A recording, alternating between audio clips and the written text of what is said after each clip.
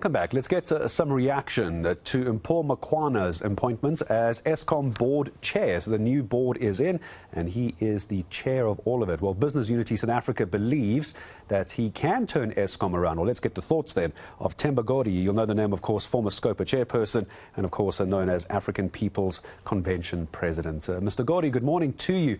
I appreciate your time as well. So it seems all out with the old, in with the new, but it seems in this case that some of the old as well. Is the new chairperson the right person to try and fix Eskom? Good morning. Thanks very much, Gareth, for having me. We all know that Mr. Makwana once served in the board of Eskom, so he's not new to the Eskom environment. However, as the APC, we are still skeptical about whether the new board is indeed going to turn things around, in view of the fact that our major challenge was not necessarily the personnel within the board and management, but the policy trajectory of the country. Specifically, one of our misgivings around the current chairperson was the fact that he serves in no less than 10 boards, and in 24 hours, how much time can he focus on Eskom, especially when he takes over a company that is in crisis, when the hopes of the whole country are on his shoulders? We felt that it certainly could have been somebody who has sufficient time to focus on the challenges of the embedded utility.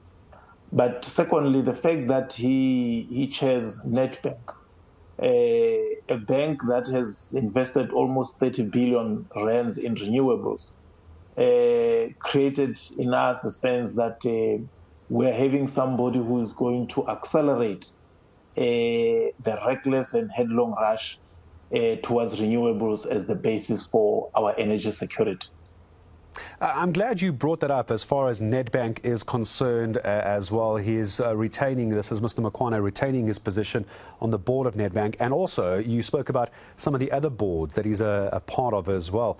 Themba, stay with me. What I want to do is I'm just going to play a soundbite that we have from the Eskom board chair talking about the exact issue that you're raising. So, Themba, don't go anywhere. Let's just play the soundbite. Hopefully, Themba, you'll be able to hear it. Here is Mpho Makwana, Eskom board chair, answering questions around the other boards that he's involved in. Take a listen. The major boards that I'm chair of, that are public and of major consequence, is really Nedbank and now Eskom. There are smaller mid-sized companies, two of them that I'm involved with. One, I'm involved as lead independent director, that's Invicta Group. It's a small emerging mid-sized company. And then the other is a state-owned entity, which balance sheet is less than 5 billion rands, and it's SAFCO, South African Forestry Company. The rest of the things that I'm involved with are either of an entrepreneurial nature, where the small family business that I own holds interests in, or advisory boards where you get invited to do advisory work, be it because it hosts a major event or because there's certain interest groups that get served. There's also been an incorrect reporting on my directorship in an IPP. So firstly, I haven't held any commercial interest in an IPP since 2019. In 2019, I sold all the assets that I was involved with because after 10 years of investment, it felt like the right time to move on. And so I sold all those interests. Until Friday, I was an independent non-executive director on one of the country's IPP companies. And as soon as I received that call saying the shareholder had concluded the process that they were going to announce, I then stepped down immediately.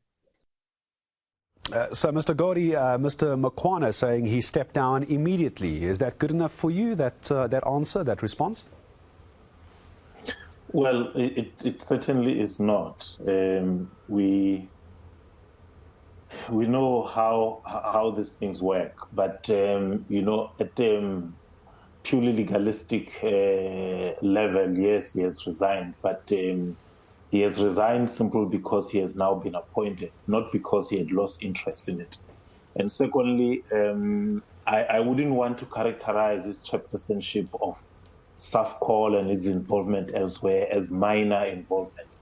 And it's interesting that the statement from the department said he's the chairperson of ArcelorMittal South Africa, and he has not mentioned it, which is not a minor company, by the way. But the point that even when I was chairing SCOPA were raising with board members was, don't we need to put a cap on the number of boards that an individual can serve in? Because it merely becomes a check collection process. And what that does is that you find that management literally run things and the board is just there to sign off. And in the case of Eskom, we have a situation where there is very little faith in the management of Eskom, especially the CEO, the COO, and the CFO. And if they don't have a strong board that has time and focus on the challenges facing the entity, we may remain where we are. And the major problem here, Gareth, which I think Mr. Makwana spoke to sometimes last week, I think, in Cape Town during the Green Energy Africa Summit, is the fact that the program and policies of government need to be managed in a pragmatic way. And I think that is the statement that has been lacking from the leadership of Eskom, because there has been a recklessness to rush towards replacing coal by something that has not yet been proven, by something that even the Americans, the UK and the Europeans are using South Africa as a guinea pig. And I think that is at the heart of our problems. And we've never had a leadership at Eskom that is able to say, look, let us be pragmatic, let us put the interests of the country first and not rush headlong into something that has not been proven before. If there's such concern around the Eskom board, I'm starting to get the sense, Mr. Godi, that no one is ever going to be entirely happy with the makeup of the Eskom board. It seems in this case you're not happy with the board chairperson, in this case as well. Who should be the board chairperson to your mind, and what should the board look like? Because there was this demand for those with qualifications, those with engineering degrees to be on the board. Now we have that, and it still seems there are problems with that. So what does an ideal Eskom board look like for you? No, look, Gareth,